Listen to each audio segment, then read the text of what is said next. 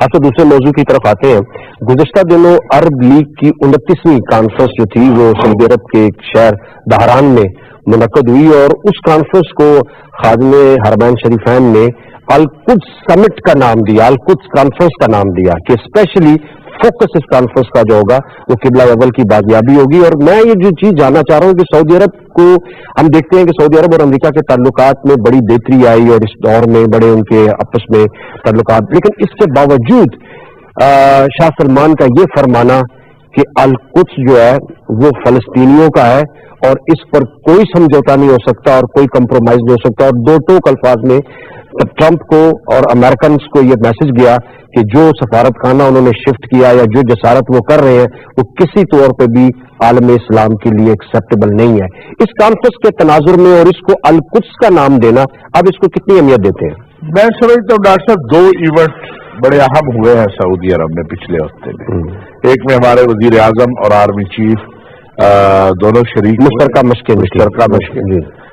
میں سمجھتا ہوں اس وقت کے حالات میں وہ بھی بڑی ضروری ہے. اور اس سے پہلے ایک دن یہ عالمی جو عرب کانفرنس ہوئی،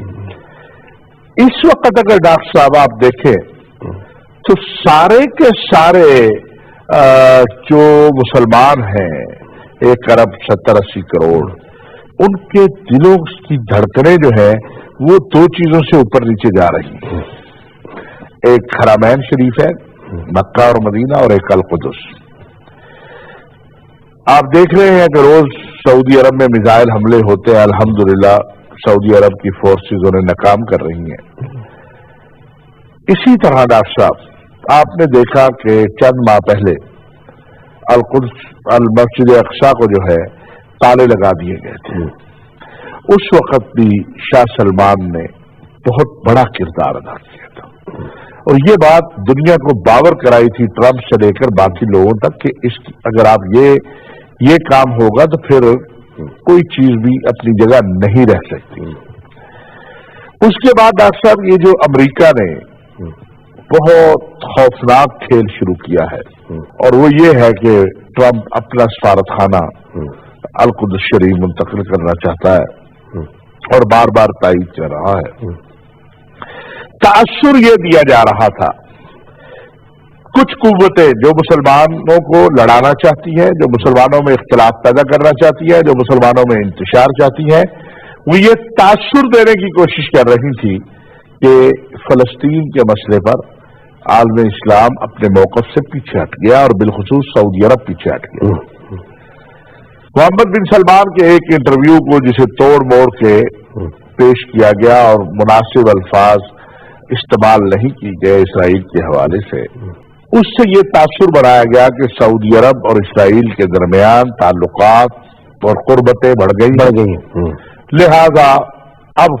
کوئی مسئلہ نہیں. حقیقتاً جو محمد بن سلمان نے کہا وہ وہی موقف ہے جو کنگ عبداللہ نے اپنایا تھا، اور اس کے بعد آپ کو یاد ہوگا کہ اسلامی سربراہی کانفرنس اور برحال اردن میں ہونے والی عرب کانفرنس، عرب سربراہ، اس موقف کی سب نے تائید کی تھی کہ ایک مضبوط ریاست جس کا دارالخلافہ القدس ہو، فلسطینی ریاست کا قیام، اور پھر اسرائیلی لازمی بات ہے کہ جب یہ مان لیا جائے تو پھر اسرائیل کے. اس وقت دنیا میں اگر دو ملک ایسے ہیں ڈاکٹر صاحب جن کا کوئی سفارتی تعلق نہیں ہے اسرائیل سے، ایک پاکستان اور ایک سعودی عرب. میں سمجھتا ہوں امریکہ کے محمد بن سلمان کے دورے کے بعد اور ٹرمپ کے سعودی عرب پچھلے سال آنے کے بعد جو سارا پروپیگنڈا کیا جا رہا تھا، شاہ سلمان نے اس کا جواب اس کانفرنس میں دے دیا. 3 چیزیں اس کانفرنس میں بڑی اہم ہوئی ہیں. ایک، القدس اس کانفرنس کا نام رکھا گیا. نمبر 2، مختلف پروجیکٹس میں فلسطینیوں کی امداد کے لیے کئی کروڑ ڈالر جو ہیں وہ کئی ملین ڈالر وہ فکس کیے گئے. تیسرا، یہ اعلان کیا گیا کہ جناب ڈونلڈ ٹرمپ صاحب، آپ ہمارے حلیف صحیح یا حریف صحیح، آپ سے ہم اسلحہ خریدتے ہیں، آپ سے ہماری دوستی ہے، لیکن آپ کا یہ فیصلہ جو آپ نے کیا ہے کہ آپ اپنا سفارت خانہ بیت المقدس منتقل کریں گے، القدس منتقل کریں گے، یہ قبول نہیں ہے۔ ہمارا موقف وہی ہے جس پہ ہم کھڑے ہیں، ہم فلسطینیوں کے ساتھ ہیں، ہم فلسطینیوں کی تائید کرتے ہیں، اسرائیل کی مذمت کرتے ہیں، اس جارحیت کو قبول نہیں کریں گے۔ میں سمجھتا ہوں کہ اس حوالے سے یہ بڑا ایک پاورفل میسج سعودی عرب کے بادشاہ نے پوری دنیا کو دیا ہے، صرف امریکہ کو نہیں، کہ ہم القدس کے معاملے پہ، ہم فلسطین کے معاملے پہ کوئی کمپرومائز نہیں کر سکتے، اور یہ ہر لحاظ سے ایک اچھی بات ہے۔ دوسرا، جو مشترکہ فوجی مشقیں ہیں، میں سمجھتا ہوں یہ تو امت مسلمہ کی ضرورت ہے ڈاکٹر صاحب، اس امت کو اپنے قدموں پہ کھڑے ہونے کی ضرورت ہے۔ لوگ اعتراض بہت اٹھاتے ہیں کہ عرب ممالک امریکہ سے اسلحہ خریدتے ہیں۔ جب ہم ٹیکنالوجی میں آگے نہیں بڑھیں گے، جب ہم علم میں آگے نہیں بڑھیں گے، جب ہم خود کارخانے نہیں لگائیں گے، تو لازمی بات ہے کہ پھر ہم اپنی ضرورت پورا کرنے کے لیے اس کے پاس جائیں گے جس کے پاس وہ چیز ہو جو ہمیں درکار ہے۔ اسلحے کی صنعت میں امریکہ سب سے آگے ہے، ہم نے بھی F-16 امریکہ سے لیے، اور بھی دنیا، خالی سعودی عرب تو اسلحہ لینے والا نہیں ہے امریکہ سے۔ اب ضرورت اس بات کی ہے کہ بجائے اس کے کہ ہم اپنا پیسہ اٹھا کے امریکہ جائیں یا برطانیہ جائیں یا کسی اور کے پاس جائیں، ہم خود کیوں نہ وہ پروڈکٹ بنائیں۔ تو ایک تو یہ جو مشقیں ہوئی ہیں، اس سے میں سمجھتا ہوں ان قوتوں کو پیغام بھی ملا ہوگا، اور ملنا چاہیے جو اسلامی ممالک کے اندر مداخلت کرتی ہیں اور اپنا نظریہ اور فکر مسلط کرنا چاہتی ہیں، اور چھوٹے چھوٹے گروہ، مسلح گروہوں کی سرپرستی کرتی ہیں، اور پھر پورا ملک تباہ ہو جاتا ہے، جیسے ہم شام دیکھ رہے ہیں، عراق دیکھ رہے ہیں، یمن، لیبیا یہ سامنے ہے۔ دوسرا یہ بھی ان مشقوں سے پیغام گیا ہے کہ ہم 42-48 جتنے بھی ممالک ہیں، ہم انتہا پسندی، دہشت گردی کے خلاف متحد ہیں۔ ہم کسی بھی ملک کے اندر فرقہ وارانہ بنیادوں پر تقسیم نہیں ہونے دیں گے۔ یہ ایک بڑا واضح پیغام ہے اس فوجی مشقوں کا جو ہوئی ہے، اور اس میں پاکستان کے وزیر اعظم شریک ہوئے، ہمارے آرمی چیف شریک ہوئے۔ میں سمجھتا ہوں کہ مسلم امہ کو اپنے اتحاد کی طرف آگے بڑھنا چاہیے، اور کوشش یہ کرنی چاہیے کہ جو اس وقت امت کے مسائل ہیں، کشمیر سے فلسطین تک اور شام سے لیبیا اور یمن اور عراق تک، ان کے حل کے لیے کوئی ایسا لائحہ عمل وضع کرنا چاہیے حقیقی طور پہ۔ عرب لیگ کی جو آئی ہے ڈاکٹر صاحب قراردادیں بڑی اچھی ہیں، بہت اچھا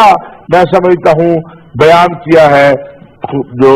خطاب کیا ہے شاہ سلمان نے، لیکن ضرورت اس بات کی ہے کہ خالی سعودی عرب یا پاکستان یا کوئی اور نہیں، سب کو مل کے جو امت کے مسائل ہیں انہیں حل کے لیے آگے آنا چاہیے۔ جس طرح آپ دیکھتے ہیں کشمیر میں جو کچھ ہو رہا ہے، فلسطین میں، شام میں جس طرح بچوں کو کیمیکل بموں سے مارا گیا ہے، اب اس کی تحقیقات بھی ہو رہی ہیں، پھر امریکہ نے حملہ، مسلمان تو ڈاکٹر صاحب ہر طرف سے مارا جا رہا ہے، ایک طرف امریکہ حملہ کرتا ہے، دوسری طرف سے روس حملہ کرتا ہے، مرنے والے مسلمانوں کے بچے ہیں، لا الہ الا اللہ پڑھنے والے ہیں، محمد الرسول اللہ کہنے والے ہیں، اور میں سمجھتا ہوں کچھ لوگ نوجوان نسل جن کو فکری اور نظریاتی طور پر گمراہ کیا گیا ہے، اگر مذاکرات کے دروازے کھولے جائیں، بات چیت کی دروازے کھولے جائیں، تو ان میں سے کئی واپس بھی آ سکتے ہیں۔ اچھا سر، جہاں مشترکہ دفاع کی آپ نے بات کی کہ اچھا انیشیٹو ہے کہ مسلم دنیا جو ہے دفاع کے حوالے سے کم ایک پلیٹ فارم پر اکٹھی ہوئی ہے، لیکن جس طرح ابھی آپ بات کر رہے تھے کہ اگر ہم نے واقعی اپنی حیثیت کو منوانا ہے تو سائنس اور ٹیکنالوجی میں ہمیں خود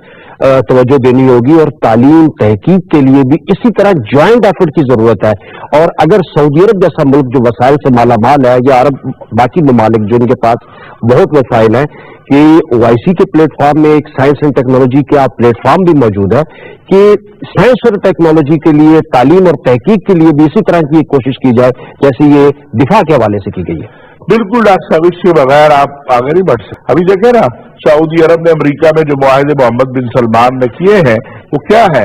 کہ اسلحے کے